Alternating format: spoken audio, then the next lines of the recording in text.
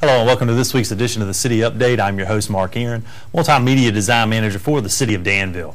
On this week's episode, we are going to discuss our transportation department. This department consists of our mass transit system here in the city and also the Danville Regional Airport. And we've got some major projects that are underway at both of those facilities that we want to discuss on today's show. And we'll also be expanding some of our service hours within our mass transit system during the summer, so we want to highlight that as well. So joining me today is our Director of Transportation, Mark Adelman. And Mark, welcome to this week's show. We appreciate you taking the time to join us. Thank you. And Mark, I'm talking about some major renovations going to be taking place out at the mass transit maintenance facility that you have, and we've also got some major projects underway out at the airport. But let's start a little bit about the mass transit system in general, because I know you all recently received a federal stimulus grant totaling almost $900,000 that's going to fund these renovations that we're going to discuss today. But let's talk a little bit about where that money will be going towards. I know we're talking about maintenance at the maintenance facility, renovations at the maintenance facility. Right. The total grant was for $850,000. A significant portion is dedicated to the rehabilitation, resurfacing of the building and grounds at Mass Transit's garage. Another significant portion was dedicated for 2 replacement buses, almost $175,000 of the $853 was obligated for that project.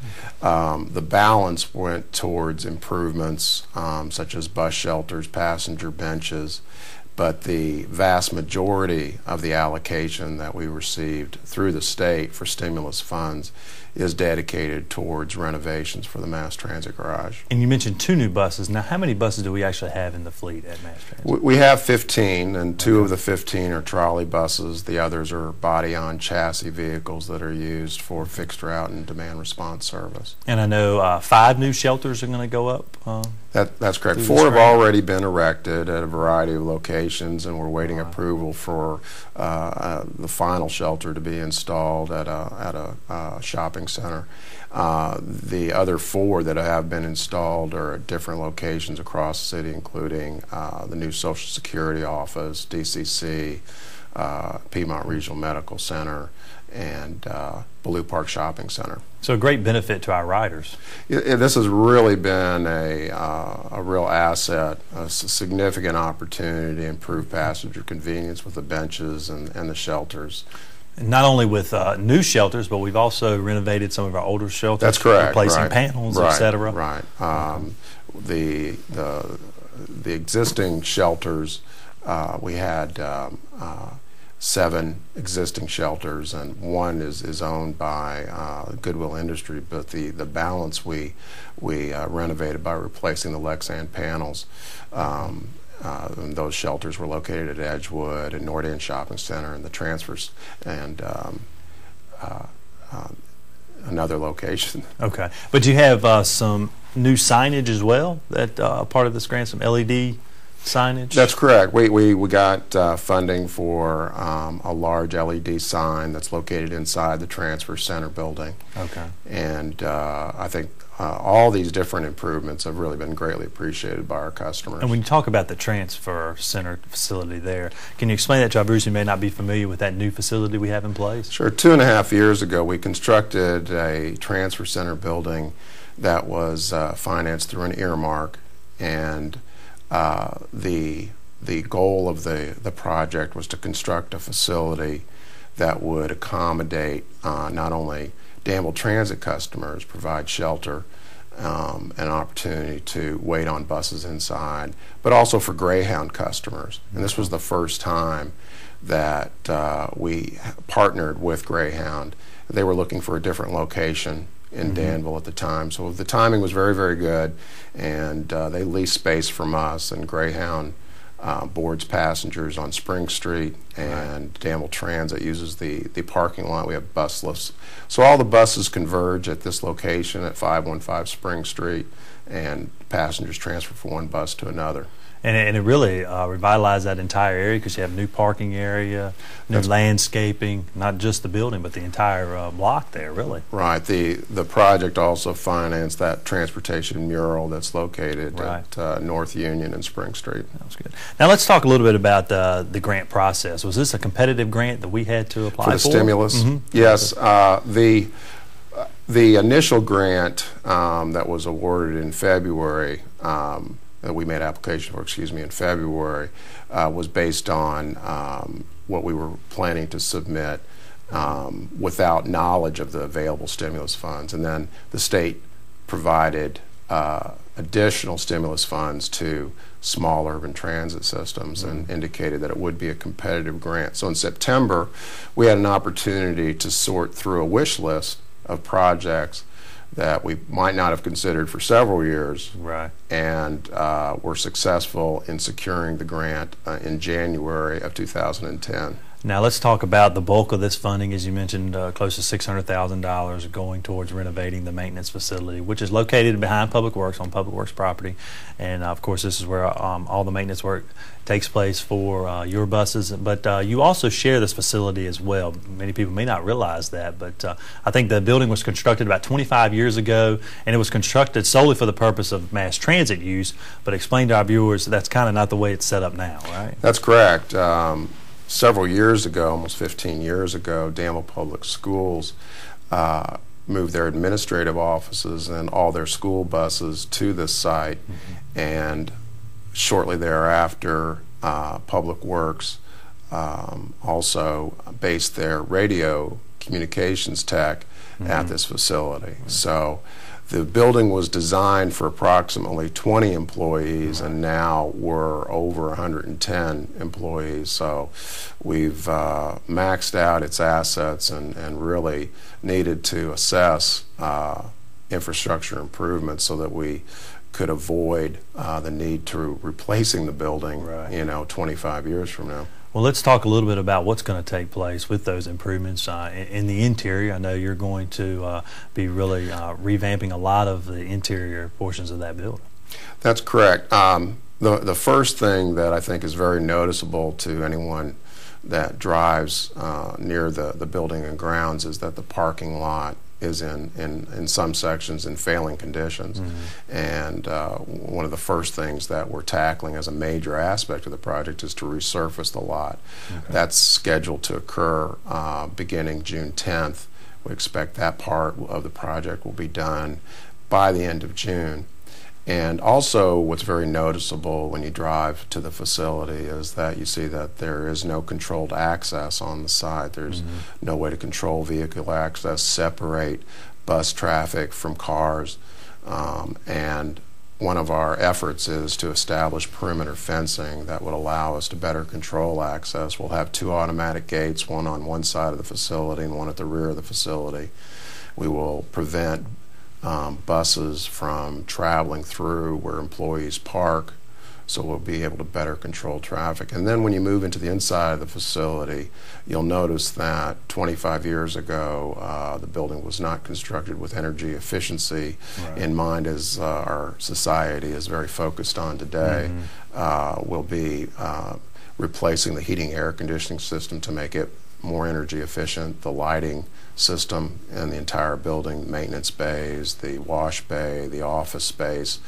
Will be the original VC tile will be replaced with ceramic tile and carpeting. And you'll also be expanding the facility as well to offer some training space for individuals with the city and also Danville Public Schools. Exactly. Now that will dovetail the stimulus project. We have an earmark that, as an additional earmark, a portion that we'll be using funding to create a new driver's meeting area. The original design of the facility was designed for meeting space that could occupy 15 to 20 people.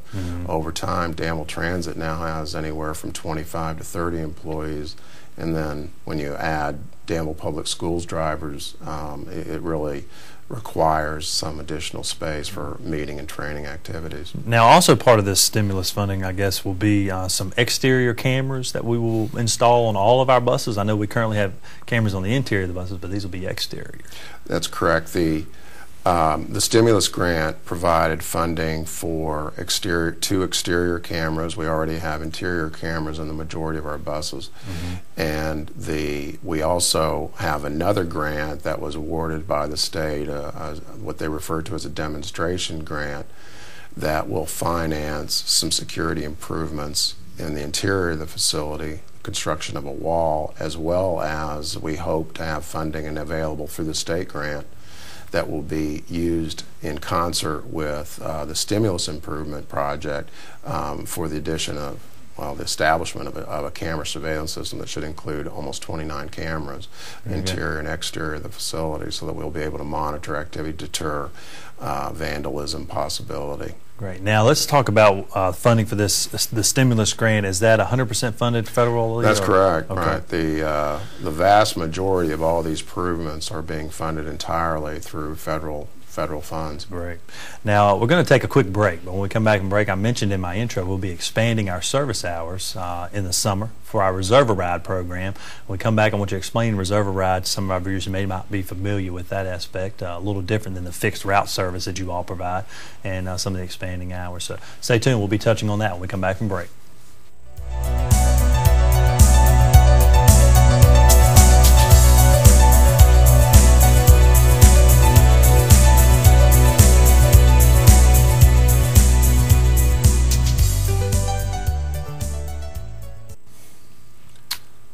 Welcome back to this week's edition of the City Update. I'm your host, Mark Aaron, Multimedia Design Manager for the City of Danville. My guest this week is our Transportation Director, Mark Adelman, and he was discussing some improvements that will be taking place out at the Mass Transit Maintenance Facility through some federal stimulus dollars. Close to $900,000 the city has received in stimulus funds to fund that project. And Mark, just to wrap up that first segment, excuse me, tell me when that project, you said resurfacing will begin in June, the entire project will wrap up by when? We expect everything to be done hopefully by the end of October. Okay, very good. So we'll keep a close eye on that, maybe bring you back on just to give us an update and take a tour of the facility once all the renovations are done. Great. Now let's talk a little bit about some expanded service hours you all will be offering through your Reserve-A-Ride program. And for our viewers who may not be familiar with that program, can you tell us the difference between a Reserve-A-Ride program and just your fixed route service that you offer for our citizens here in the city? Sure. The fixed route operation, which most persons are more familiar with, it operates along a certain path. It does not deviate. There are certain designated bus stops along a route. Passengers are required to come to the bus stop as opposed to the bus coming to their front door to be transported. And the majority of the time, passengers are required to transfer from one fixed route bus to another, and the buses converge at the transfer center at Spring Street, and that's the primary orientation of the fixed route service. It does operate along in Danville in certain corridors. We have 5 fixed route bus runs, and certain areas of town receive 40-minute frequency of service. Other routes operate along areas that only receive 80-minute frequency of service.